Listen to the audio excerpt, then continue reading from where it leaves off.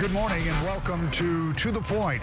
It is an unusually warm but typically beautiful day here on Mackinac Island where we're live. We've been here all weekend for the Republican Leadership Conference. It happens every 2 years. It's really a kickoff for the next election cycle for Republicans. It's where candidates come to either announce or solidify their candidacy, and it's where some folks come to decide if they're actually going to run or not. This weekend we didn't have any new announcements and no big surprises, but there was a lot of conversation about what will happen in next year's election. What exactly will the impact of Donald Trump be on 2018? And what about those campaign promises such as health care that we just heard discussed there on Meet the Press? If something happens with health care or not, it could impact next year's election. But my conversation this morning with Governor Rick Snyder wasn't about the politics of next year. It was very much about economic news and what has happened to the economy here in Michigan. We talked right here on the porch yesterday morning about where we are now. Governor, as we sat down here, it dawns on me that this is the last time that you and I are going to sit on this porch at a Republican Leadership Conference, and you'll be the sitting governor. 9 years ago, if somebody would have said, do you want to talk to Rick Snyder, I probably would have said, who? Yeah. It's been pretty remarkable what has happened in that period of time, but just as you prepare for your last year, and I know you've got a lot on your plate, a lot of things you want to do, what do you think about when you look back at that period of time from when you decided to run to when you had to start introducing yourself to people because you weren't exactly a household name? No, not at all, Rick. And that's something I look back with great humor, actually. One of the classics was they did a candidate forum. There were 5 of us in the race for governor at that point, and it was 2009, the same time of year. And I went to go get up on stage, to go in the ballroom. So I took off my credentials since I was going to be up on stage. And they stopped me at the door, and they weren't going to let me in because they didn't think I belonged. So I had to convince them I was actually going up on stage. So we've come a long way, but isn't it exciting and wonderful to see how far we've come? And when I say we, it's not just about me, it's all of Michigan. I mean, over 500,000 private sector jobs created. #1 in the Great Lakes states, #6 in the nation. Isn't that incredible compared to where we were? And let's keep going. It is remarkable when you look at the employment or the unemployment numbers, depending on how you want to look at them.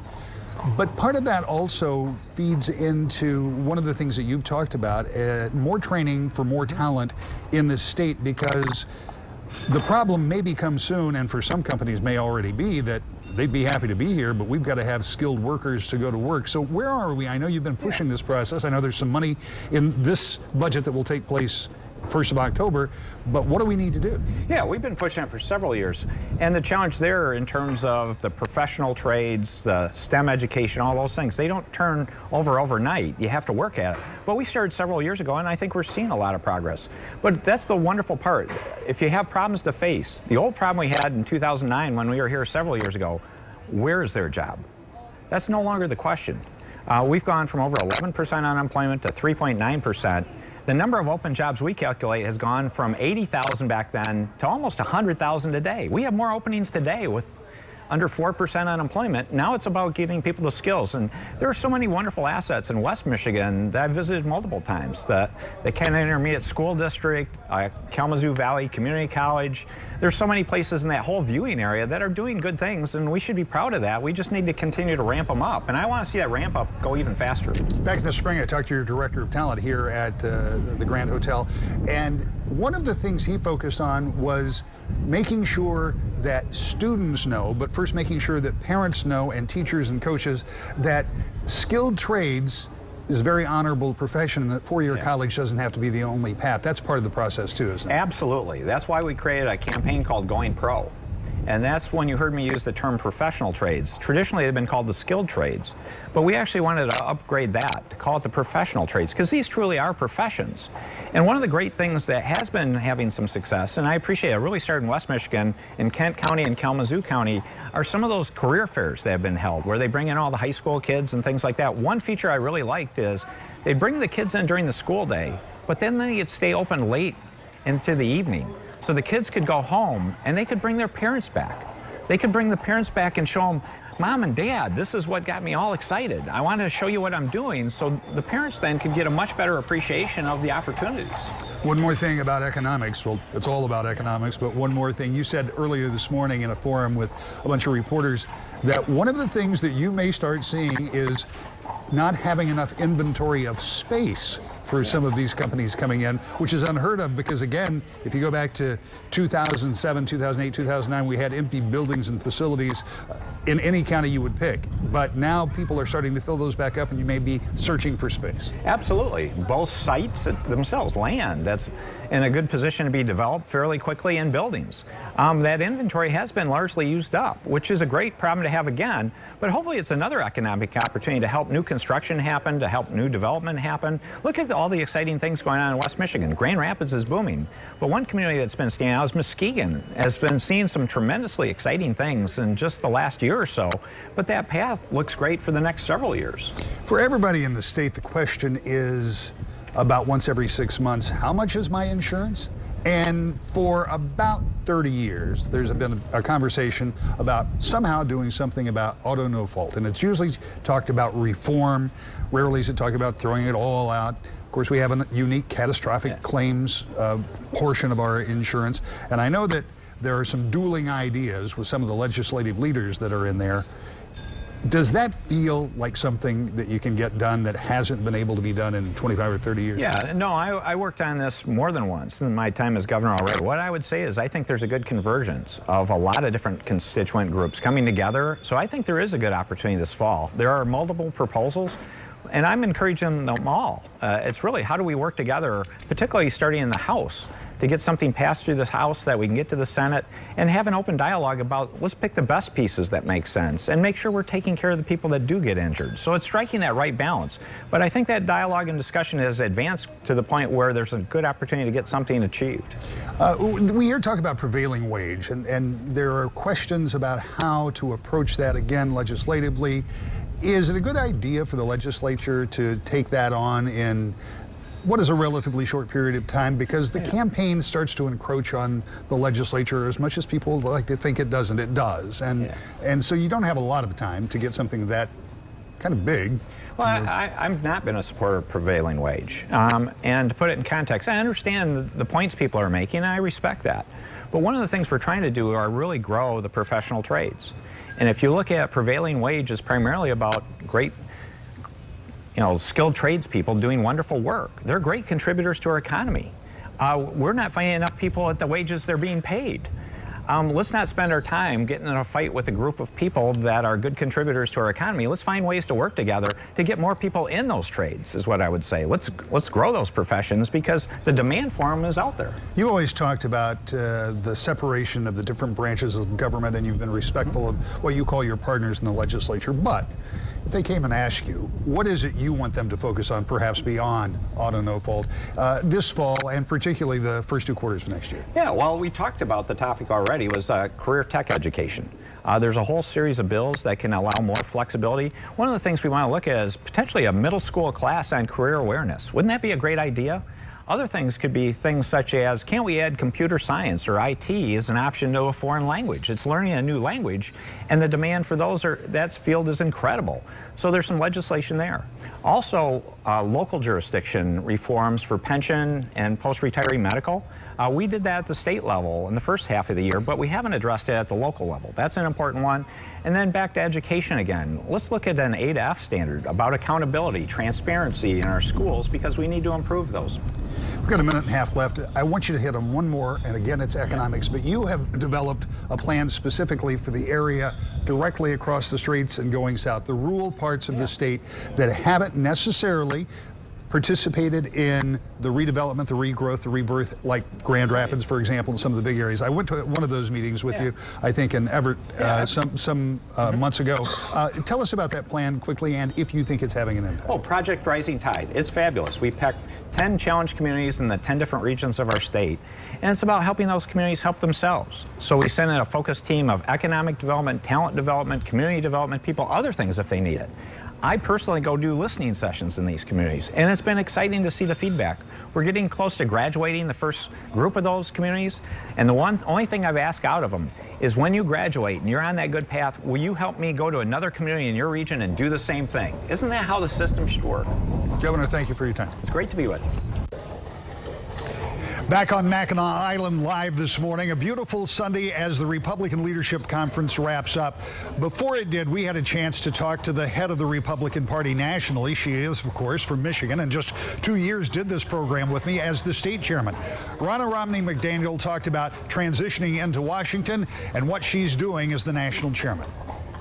I don't know if it's even fair to ask you to assess what it's been like as far as the way Washington functions, because this is the first time you've actually been there and lived it. As an observer, it certainly has been different. How do you feel the president's agenda is being dealt with? Because there were a lot of big promises made, and those promises being kept or not kept could have an impact in the midterm election. Well, the president hit the ground running on his Supreme Court nominee in Neil Gorsuch, and then you've seen deregulation, more deregulation than Reagan. That's obviously helped boost our economy, 1 million new jobs, energy policy, strong national security, so many things that he's been able to fulfill from an executive office. And then we've got to work with Congress, and we've got to get some other things done. Tax reform is a key focus right now. I think our voters are going to look to us to deliver on the things that we promised, and I'm optimistic that we'll get that done. When you look at some of the things where you might find cooperation, for example, renegotiating NAFTA, which I know is already in progress, but one of the big things is infrastructure, and that seems to be a place that, if you can get the cooperation, could get both Democrats and Republicans on board. Yeah, I think infrastructure is an issue that should be bipartisan. Democrats and Republicans both know we've got to improve our roads, our bridges, our energy, all of our infrastructure across this country that has fallen into disrepair in some cases. So that's something that would create jobs and help our country at the same time. I would hope Democrats would come across the aisle and help. The Democrats really haven't come across the aisle on very many things since President Trump came in. I think voters want to see more of that. There's been polls to that effect. But the president has reached out his hand over and over again and said, hey, we've got to work together on behalf of the American people, and that's always going to be his focus. Okay, finally, the political question. It's your job to help keep majorities in the House and Senate in midterm elections. I won't bore you with what the statistics are with that midterm election with a Republican president in office and what can happen. How difficult is that going to be?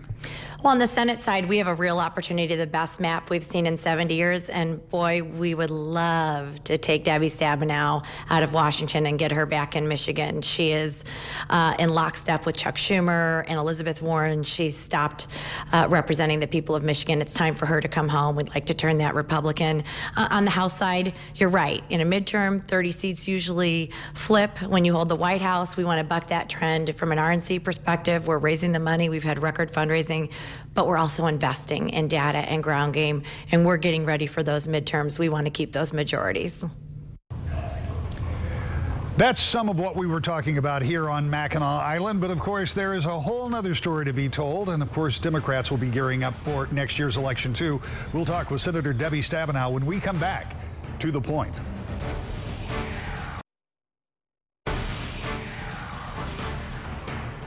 On Mackinac Island, and this morning, as we were talking about the wrap-up of this Republican conference, we also want to take time to go back to a conversation I had earlier this week with Democratic Senator Debbie Stabenow. Senator, we're going to talk about a number of subjects this morning. A couple of things going on. There are still those big contentious issues that we hear so much about coming out of Washington, and we'll get to some of that. But I want to start someplace else where we are actually seeing some progress made, and one of those places was with the reauthorization of the defense spending bill, and something that you wanted included in that, which said that if you're going to spend U.S. taxpayer money to buy things for the military, you ought to be buying things made in the United States, and you were successful. Tell me about how that would work. Well, Rick, this is really important. First of all, the underlying bill is the authorization bill to support our men and women in the military, as well as all of our defense installations. You know, we have over 100,000 people in Michigan that work in the Department of Defense in some way in Michigan, research or deployment or Selfridge Air Force Base and so on. So it's a very important bill. I'm glad we got it done on a bipartisan basis. You're right, I have been focused on Buy American provisions. You know, this is actually an area where the president has spoken about this, and I've spoken about this for a long time, that hopefully we can really come together on. And it was emphasized for me as I was doing my small business tour around Michigan, and a number of months ago talked to a wonderful small manufacturer, defense manufacturer in Grand Haven, Rami, that does high-tech antennas for airplanes and so on, communication systems. They told me that Buy American provisions weren't working. We delved into it. We found out they were absolutely right. So in this bill, we are tightening up provisions and training requirements for staff overseeing the program. There's still more to do, though, because I was successful on one amendment. But the second thing that needs to get done is we need to stop an exemption that says if the military is going to be using something overseas, you don't have to have it be an American-made product. Well, that's crazy. In the last 5 years, federal government has spent $35 billion on 150,000 different things, including jet engines and motorcycles and radios and all kinds of things that could be made in Michigan, frankly. And there's this big hole, this big exemption that I'm laser focused on closing in the next step. This kind of plays into one of the other areas that I know there's been some positive activity around trade on Capitol Hill, and talking about the ability to maybe rethink the way we're going to do this. That is all the way up to and including talking about NAFTA. Where are we now as a collective group, and is there some unanimity of thought between Republicans and Democrats as we rethink this, if that's what we're going to do?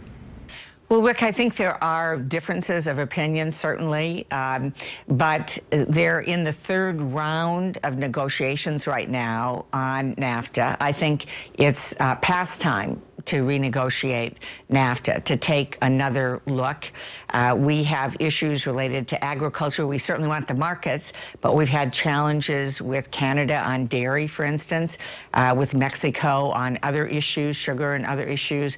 And certainly when it comes to the fact that because the standard of living and the cost of labor is so much less in Mexico, we have seen our workers in Michigan in a spot where they're in a race to the bottom in terms of standard of living, and we're losing our middle class. And so we need to renegotiate, create a level playing field so that we are exporting our products and not our jobs. One of the things that is always problematic, and has been for a long time for the American farmer, is the cost of production versus the cost of delivering the product. And for a lot of years, you know much better than most, because you went through that farm bill and took a lot of those subsidies that had been there that people complained about, and you got rid of some of those. But there still is a bit of a disconnect, because farming is an expensive proposition, but we demand as consumers cheap, reliable, and safe food. So it's kind of a fine line to walk, isn't it?